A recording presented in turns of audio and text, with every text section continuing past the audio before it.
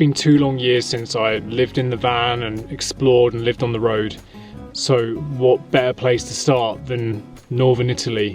I feel incredibly lucky to be out here exploring in my Syncro. I'm just cooking some food, but what I wanted to show you was the truly breathtaking camp spot that I found. This is why we do it. This is the reason to live this life, and I just really want to share it with you guys. This is what the Syncro was made for. Getting to these kind of spots, it's really its natural habitat. So let me just show you. So I am parked up on these ramps inside of a garage because the Syncro has many problems, and that really kickstarts the first episode of my life back on the road in what can only be described as, you know, the natural habitat of the Syncro. And the great thing is I can see the mountains from where I am. Look at that.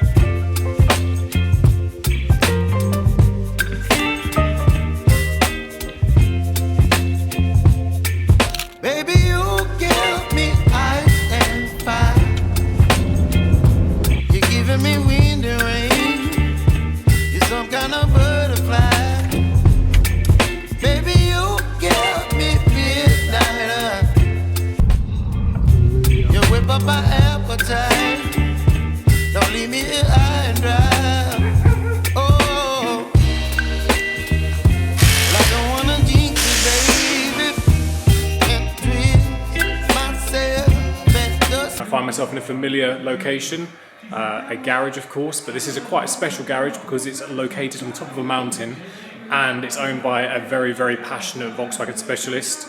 And as you can see around me, there is no shortage of VW vans. It's actually kind of strange because it's in the middle of nowhere, yet there are just Syncros everywhere. It was a really comforting sight last night when I rolled in.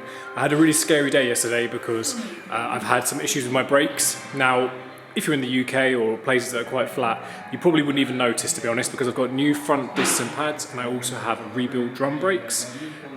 But because of the big descents here, I've been having horrendous brake fade and couldn't really understand why, because I was doing everything right. I was in a low gear, I was taking my time, I took regular stops, and I was trying not to hold the brakes or anything like that. But yeah, they just faded extremely quickly, and so with a little bit more investigation, it looks like there are some issues. The mechanic here was quite shocked, to be honest. He thinks they're pretty dangerous, and so we're trying to work out exactly why they've been behaving the way they have. We started by bleeding the system and doing some work around the van and just kind of road testing and trying to figure out exactly what the issue is.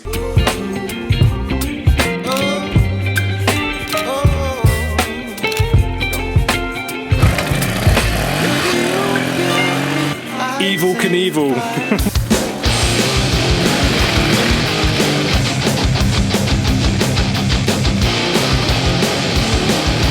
I am currently in a small mountain village in northern Italy called Malosco, or something along those lines. Sorry if I'm not pronunciating. I can't even say the word properly. It's such a nice day that I figured I'd go out and shoot some film on the Leica M6.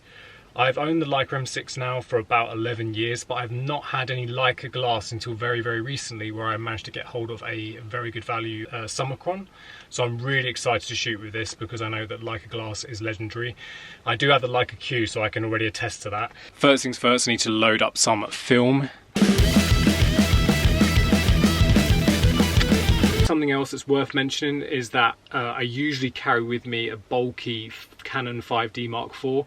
But I recently sold that and all of my lenses, and I now am pretty much exclusively shooting digital stuff on a Leica Q. Full frame camera, it has about 24.6 megapixels if I remember correctly, but don't quote me on that, and I believe the new Q2 is like something crazy like 50 or 46. Obviously I don't need that much. Yeah, it's a fantastic camera. I've been absolutely blown away by the performance. It has a 1.7 Summilux lens, which makes this Q incredible value, because anyone who knows Leica cameras will know that for a Summilux lens, you know, you could pay a couple of grand easily for that, but you're getting a whole camera strapped onto it. all of my electrical devices, like my cameras and stuff, I'm keeping charged up on this trip with my Goal Zero Yeti.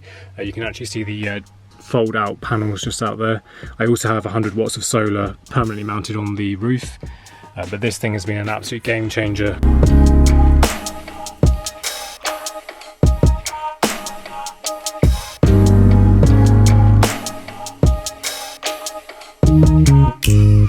So I just got down into the little village.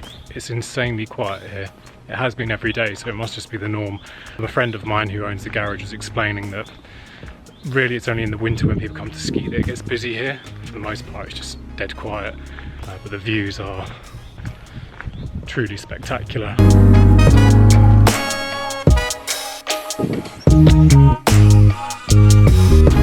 was actually eyeing up this tree yesterday when I was walking around, so I'm going to get it today.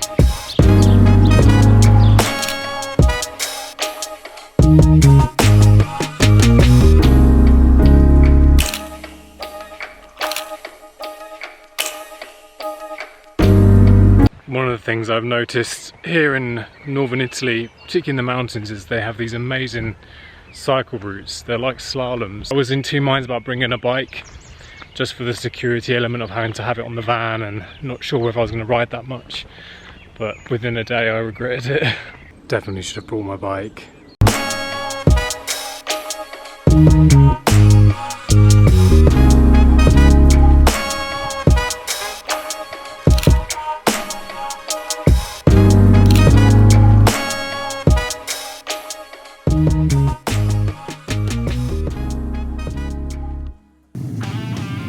This is incredible.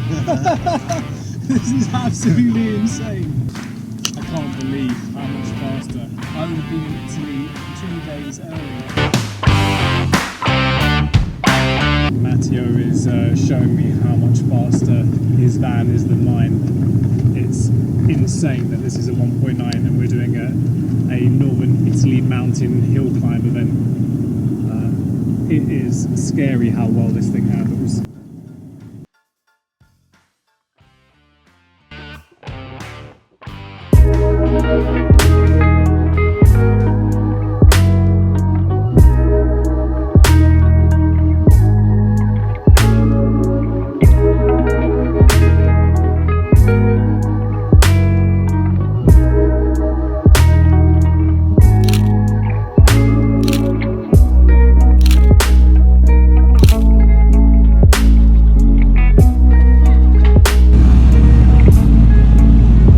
Making good progress. What do you want? What do you want? Is your stroke? See that you are being such a baby. What are you doing?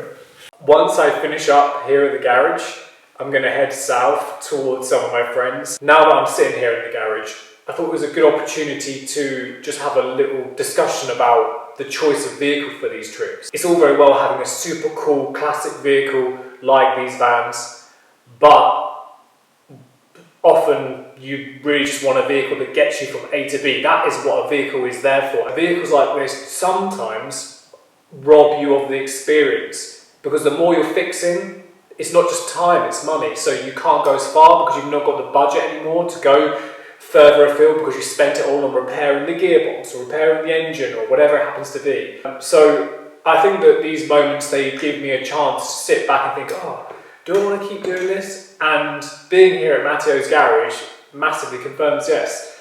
But I will say to other people considering getting an old camper van, it doesn't necessarily have to be VW. You'll find a lot of these classic vehicles have similar problems. But I do think it's interesting to think about, because what you don't want is a vehicle that begins to rob you of your experiences. As always, you find a way to figure things out. There's always a way, and I think that's important to remind yourself. The more times things go wrong, the more you're able to control the stress and the frustrations when things do occur, because you've been in that position before and you know that you always find a way to figure them out. So this is a little look at my brake lines. These are the new ones, and this is the old one, which has seen better days. So most of my braking system was pretty corroded and crap, so we've been rebuilding all of that.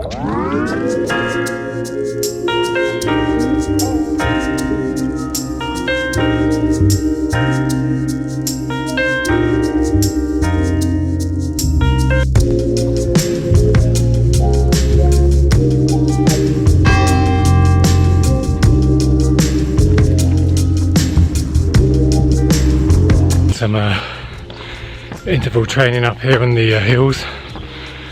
Basically everything's a hill, so it's pretty hard going. I've been so lazy since I left the UK. Haven't really done any exercise, so definitely a bit of a shock to the system.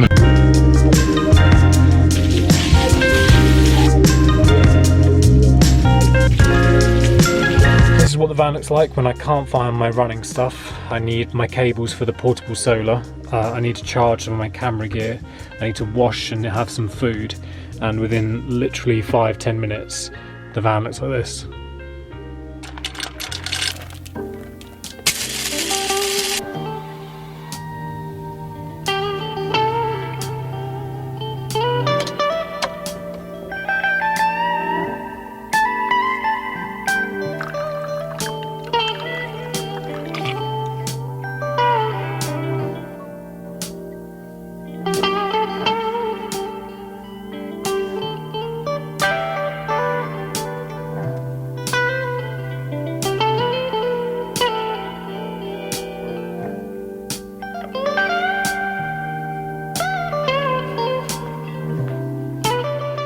Another really beautiful day here. I just wanted to show you another of the vans that Matteo has built. This incredible Joker, so tidy.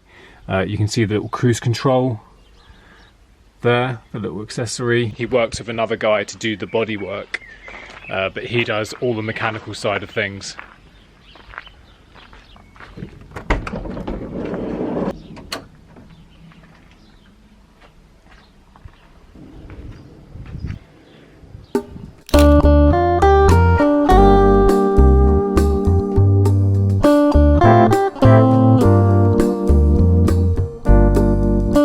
I do find pretty amusing is that wherever there's a Syncro, there's usually a Land Cruiser nearby. This is the vehicle that basically goes and recovers all of his Vanagons when they break down. And there's just something funny about that because many of you know I love the Land Cruiser and I should have really bought one to start with for long-term vehicle travel. I'm just gonna get out of the way of Evel Knievel. One moment. It's Matteo's kid, he's a little Hellraiser. We're actually driving back to Austria today to go and collect another Vanagon. So it's gonna be fun going in one of these along these big mountain passes.